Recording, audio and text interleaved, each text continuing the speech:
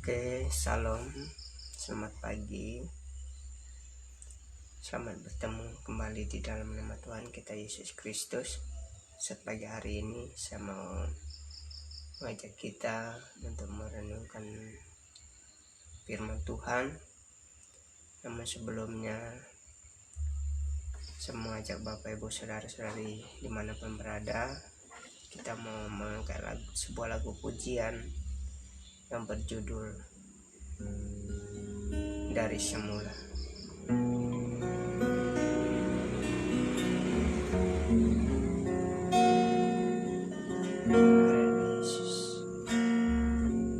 Dari semula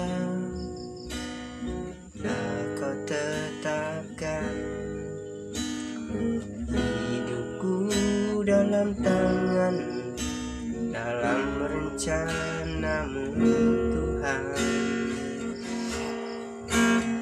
Rencana indah telah Kau siapkan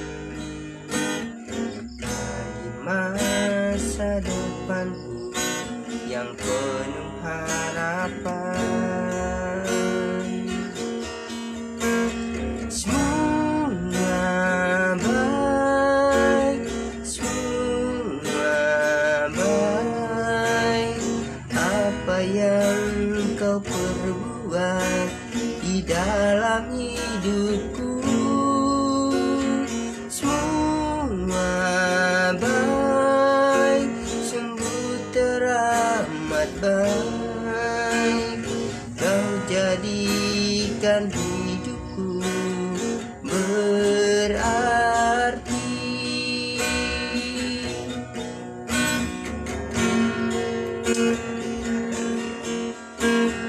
Dari semula telah Kau tetapkan hidupku dalam tangan, dalam rencana-Mu Tuhan. Rencana indah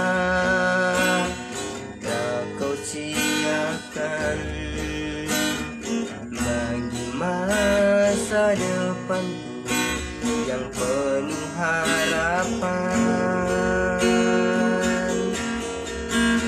Semua baik,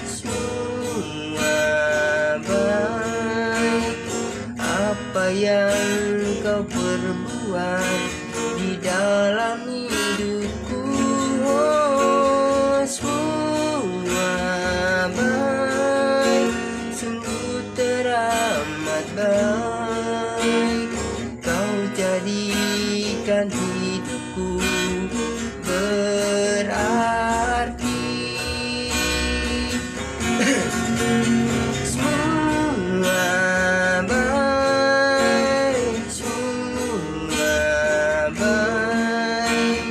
apa yang Kau perbuat di dalam hidupku. Oh, semua baik, sungguh teramat baik. Kau jadikan hidupku, Kau jadikan hidupku, Kau jadikan hidupku, Kau jadikan hidupku berarti. Oh, Yesus Allah yang ajaib, Kau Allah yang dahsyat. Segala puji, hormat, kemuliaan hanya bagi nama-Mu. Oh, haleluya, hosana, hosana, terpujilah nama-Mu. Haleluya. Mari kita berdoa. Bapa yang baik, saat pagi hari Tuhan yang mau bersyukur, yang merasakan begitu besarnya kasih Tuhan di dalam setiap kehidupan kami, Bapa. Saat pagi hari Tuhan hamba mengajak seluruh pendengar yang ada di pesantren Tuhan untuk boleh belajar bersama-sama tentang kebenaran firman, karena rancangan Tuhan dalam hidup kami adalah rancangan keselamatan, adalah rancangan damai sukacita. Oleh sebab itu Bapa, sambil belajar para pendengar dimanapun berada, kira Tuhan Engkau urapi mereka, Tuhan tolong mereka. Saat pagi hari Tuhan aku berdoa dan keluarga mereka yang sakit, Tuhan aku sembuhkan mereka, agar mereka boleh merasakan kasih Tuhan yang sungguh luar biasa. Bapa, saudari lagi Tuhan, kami akan belajar bersama-sama tentang kebenaran firman. Urapi para pendengar Tuhan, urapi kehidupan mereka, rumah tangga mereka Tuhan, tanpa mempertaruhkan kepada Tuhan di dalam nama Tuhan Yesus. Saat ini Tuhan, ambil alih di dalam setiap kehidupanku, urapi bibirmu ya Tuhan, untuk aku boleh berkata-kata menyampaikan kebenaran firman. Roh Kudus berbicara. Terima kasih Bapa Surgawi, karena rancangan Tuhan dalam hidup kami adalah rancangan yang indah. Dalam nama Tuhan Yesus kami berkat firman. Haleluya. Amin.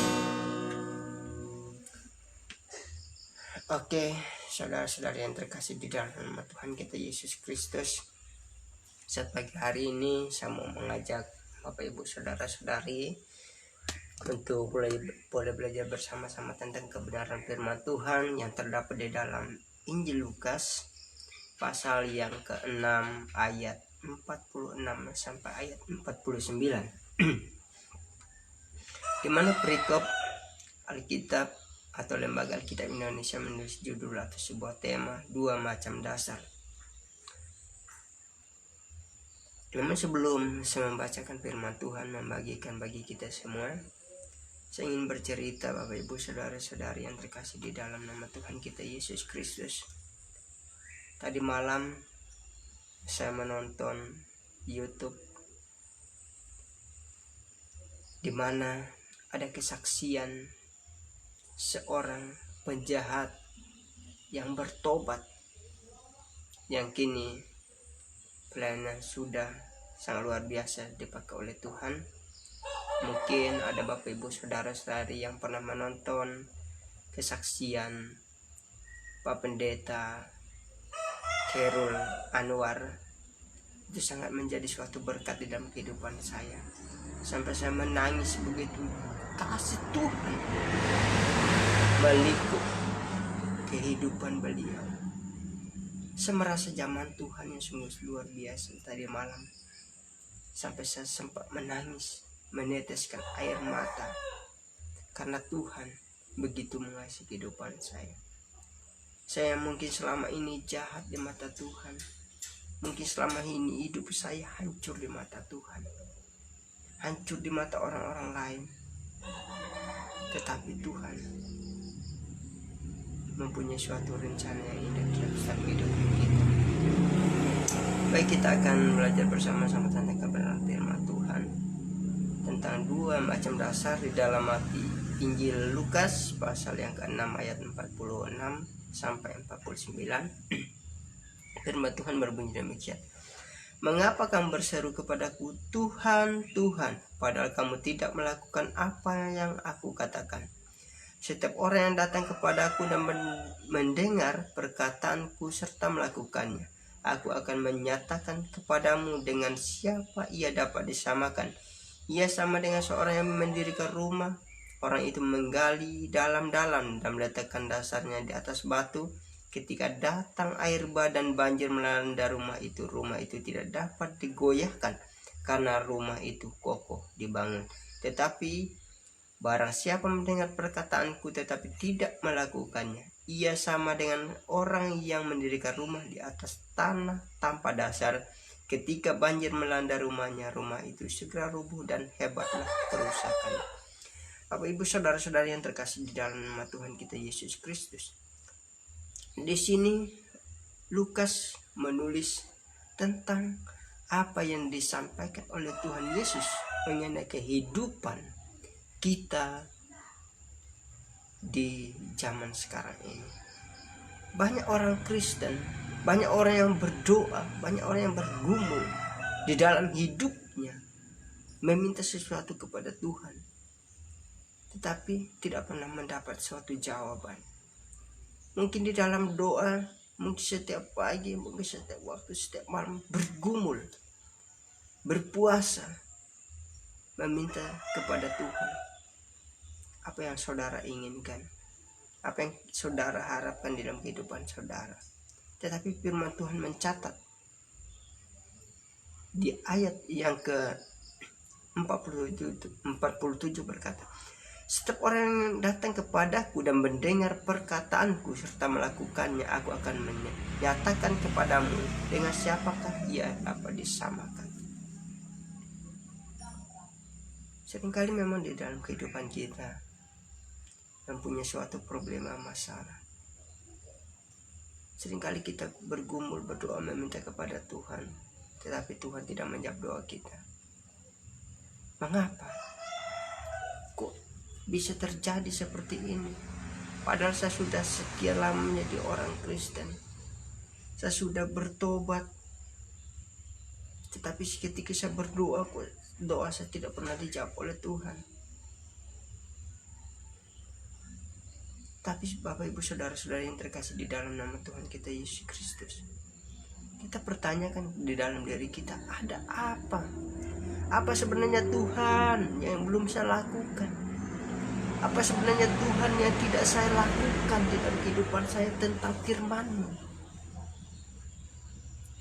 Firman Tuhan mengatakan bahwa orang yang bijaksana, orang yang takut akan Tuhan, doanya akan dijawab oleh Tuhan ketika ia mendengar perkataan Tuhan, melakukan firman Tuhan di dalam kehidupan. Ya, saya juga pernah berdoa, tetapi tidak dijawab oleh Tuhan.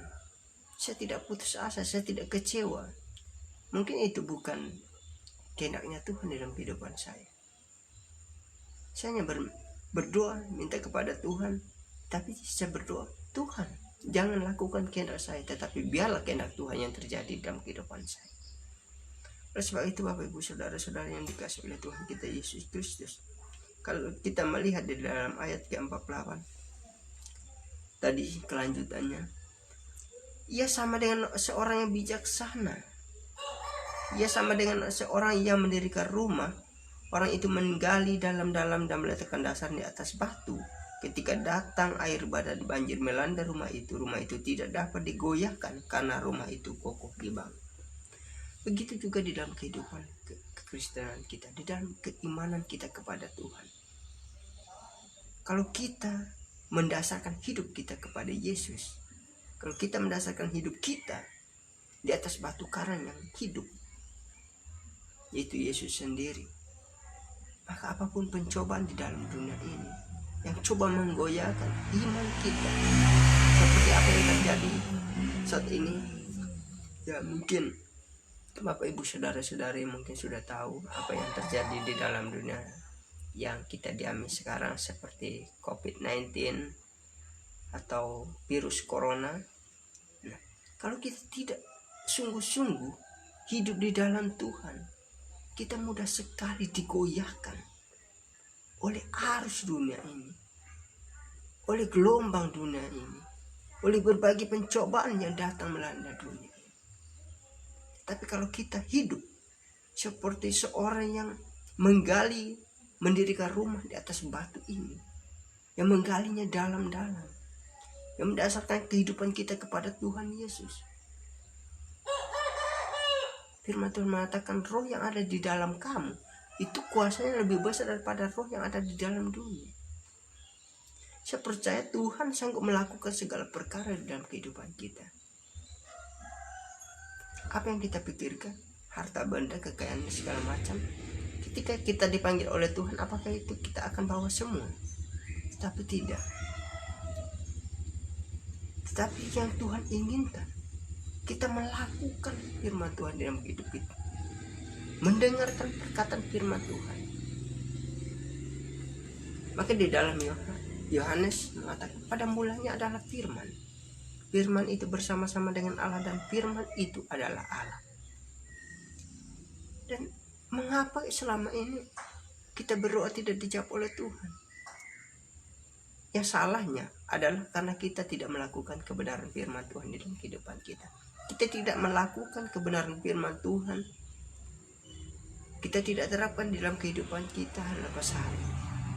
Oleh sebab itu, Bapak Ibu Saudara-saudara yang terkasih di dalam nama Tuhan kita Yesus Kristus, sebenarnya Tuhan itu dekat dengan kita.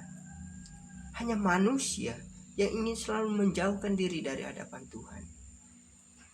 Oleh karena kesibukan, oleh karena pekerjaan, oleh karena berbagai problema masalah dalam kehidupan kita. Itu yang membuat kita seringkali jauh dari hadapan Tuhan. Mengapa Yesus datang ke dalam dunia? Menyampaikan kebenaran firman Tuhan.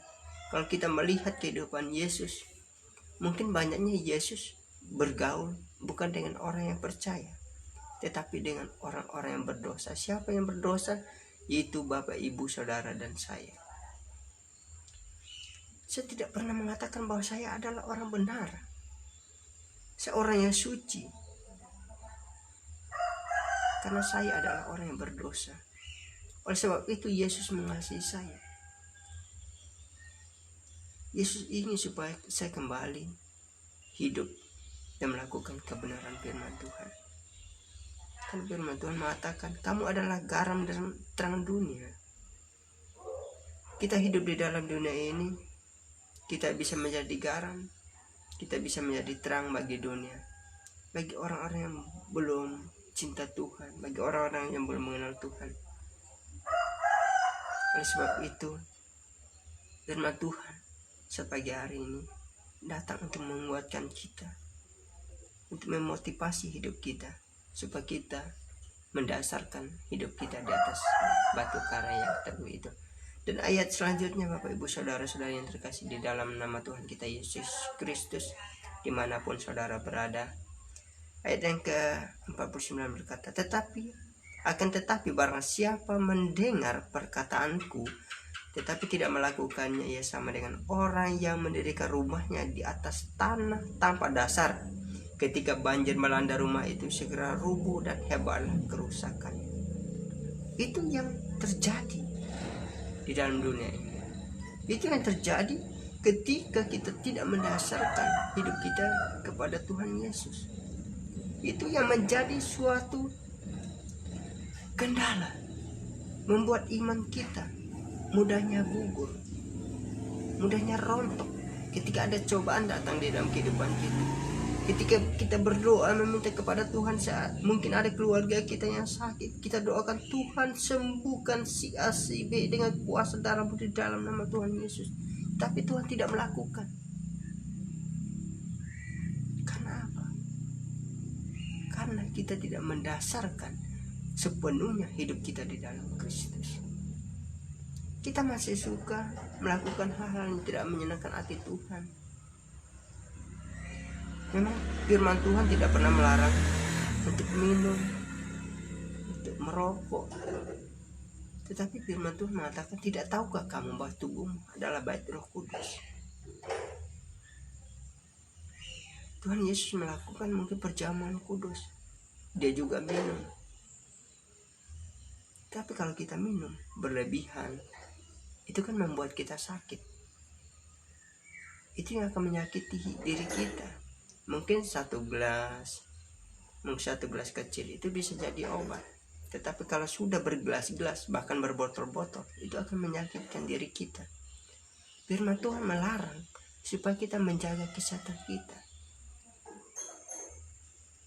Sebab itu Bapak Ibu Saudara-saudara yang dikasihi oleh Tuhan kita Yesus Kristus, maka ketika pencobaan datang di dalam kehidupan kita, kita mudah sekali mengeluh.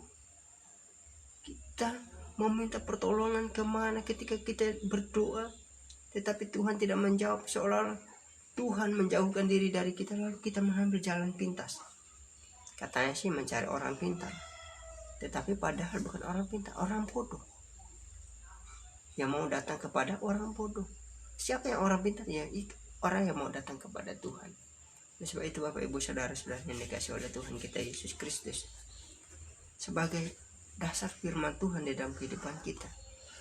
Kalau doa kita mau dijawab oleh Tuhan, firman Tuhan mengatakan di ayat yang pertama tadi, mengapa kamu berseru kepadaku Tuhan, Tuhan, padahal kamu tidak melakukan apa yang aku katakan? Nah, ini yang menjadi suatu persoalan dalam kehidupan kita. Seringkali kita berdoa tidak dijawab oleh Tuhan karena kita tidak melakukan apa yang Tuhan mau. Kita berdoa, tapi kita ingin apa yang kita inginkan Tuhan lakukan di dalam kehidupan kita. Mudah sekali. Setiap saya berdoa dijawab Tuhan. Setiap saya berdoa dijawab Tuhan. Itu seolah-olah doa itu sebagai sesuatu sesuatu yang sangat mudah, simpel. Jadi orang tidak mau datang kepada Tuhan, orang tidak mau mencari Tuhan, hanya mau berdoa. Nah, itu yang salahnya. Seolah-olah doa menjadi suatu tempat untuk sebagai senjata meminta kepada Tuhan supaya Tuhan menjawab. Tetapi sebenarnya mengapa doa kita tidak dijawab oleh Tuhan? Karena Tuhan tidak mau menjawab doa kita serta merta. Tuhan memproses sampai di mana kita minta kepada Tuhan. Apakah kita putus asa? Apakah kita ibaratnya berjalan separuh jalan, lalu kita mundur lagi, berbalik ke belakang? Itulah yang firman Tuhan katakan. Mengapa kamu berseru kepadaku Tuhan, Tuhan, padahal kamu tidak melakukan apa yang aku katakan? Sebagai orang yang dikasih oleh Tuhan, saya mengajak kita. Saya juga adalah orang yang dulunya hidup ambur-adur, minum, pemabuk, perokok. Bahkan saya merokok satu malam itu bisa 5 bungkus. Sebelum saya menerima Yesus sebagai Tuhan dan Juru Selamat pada hidup saya. Bahkan hari-hari saya tidak pernah jarang makan. Yang saya makan, yang saya konsumsi itu adalah alkohol, arak. Setiap harinya. Bayangkan. Tapi ketika Tuhan menjawab, ketika Tuhan mengurapi hidup saya, mencium bau arak saja kepala saya sudah sakit. Mencium bau rokok itu gimana ya? Dada itu serasa sesak gitu. Bukan berarti saya sombong, karena Tuhan katakan bahwa kehidupan lama, kalau Tuhan sudah ganti dengan hidup baru, maka kita akan terus diperbarui. Oleh sebab itu Bapak Ibu Saudara-saudara yang dikasih oleh Tuhan kita Yesus Kristus, untuk menerima Tuhan dalam kehidupan kita, memang seringkali kita butuh proses. Tidak ada sesuatu di dalam dunia ini yang tidak butuh proses, apalagi keselamatan untuk jiwa kita. Saya berkali-kali di dalam kehidupan Kristen saya sebelum saya menjadi hamba Tuhan, saya juga sering jatuh bangun di dalam hidup saya. Bahkan ketika saya mengambil keputusan untuk pelepasan tahun 2018 kemarin, atau tahun 2018 silam, saya berembuk hampir 2 jam mengadakan pelepasan dari apa yang sudah ada di dalam diri saya, karena saya adalah orang yang mudah emosi dulunya. Tetapi puji Tuhan, sampai saat ini Tuhan masih mengasihi kehidupan saya. Tuhan begitu peduli dengan saya, orang yang hidupnya hancur, orang yang hidup yang suka hura-hura, orang yang hidup yang hambur-adur, yang tidak beres di mata Tuhan. Tetapi Tuhan mengasihi kehidupan saya. Begitu juga Tuhan mengasihi kehidupan saudara. Tuhan rindu saudara mau datang kepada Tuhan, mengandalkan Tuhan, mengutamakan Tuhan di dalam setiap kehidupan saudara. Karena kita tidak tahu dunia ini semakin hari semakin tua. Sudah 2020 tahun umur dunia ini. Kita tidak tahu kapan Tuhan Yesus datang. Tapi firman Tuhan mencatat, orang yang bertahan sampai pada kesudahan, dialah yang akan selamat. Oleh sebab itu, Bapak Ibu saudara-saudara yang terkasih di dalam nama Tuhan kita Yesus Kristus, saya mengajak kita untuk terus hidup di dalam takut akan Tuhan, melakukan firman Tuhan dalam kehidupan kita, karena itulah yang Tuhan inginkan. Firman Tuhan katakan, bukan setiap orang yang berseru kepadaku Tuhan, Tuhan akan masuk ke dalam kerajaan surga, melainkan dia yang melakukan kehendak Bapa-Ku yang di surga. Apa kehendak Bapa di surga? Taat, takut kepada firman Tuhan. Karena di Yohanes mengatakan, tidak ada seorang pun yang bisa datang kepada Bapa kalau tidak melalui aku. Yohanes 14 ayat yang ke-6. Oleh sebab itu Bapak Ibu saudara-saudara yang dikasih oleh Tuhan kita Yesus Kristus, apapun agamamu, tidak pernah menyelamatkan. Pendeta, siapapun tidak bisa menyelamatkan Bapak Ibu saudara-saudari dan saya. Yang bisa menyelamatkan kita hanya Yesus Kristus, satu-satunya yang bisa menyelamatkan hidup Bapak Ibu saudara dan saya. Demikianlah renungan singkat pagi hari ini. Semoga menjadi berkat bagi Bapak Ibu saudara-saudari yang terkasih di dalam nama Tuhan kita Yesus Kristus, dimanapun berada. Kiranya renungan ini boleh menjadi berkat bagi kita semua. Shalom. Mari kita berdoa. Bapa yang baik, kami ucap syukur Tuhan untuk firman-Mu yang sudah ingatkan kembali kepada kami, agar kami terus lakukan di dalam kehidupan kami Tuhan. Seringkali kami melakukan kesalahan, seringkali kami berdoa mengutamakan setiap keperluan kami. Kami tidak melihat kemauannya Tuhan di dalam hidup kami. Namun saat pagi hari Tuhan berdoa pada Tuhan, biarlah Tuhan mengutamakan keperluan Tuhan di dalam hidup kami. Cukupkan setiap kebutuhan kami Tuhan. Hari ini kami mau bersyukur kepadamu, karena Engkau masih memberi nafas hidup kepada kami. Urapi anak-anak-Mu Tuhan, urapi para pendengar, biar mereka mendapat zaman Tuhan. Dalam mereka dipenuhi oleh kuasa Roh Kudus-Mu Tuhan. Ampuni setiap dosa pelanggaran mereka yang tidak menyenangkan Engkau ya Bapa.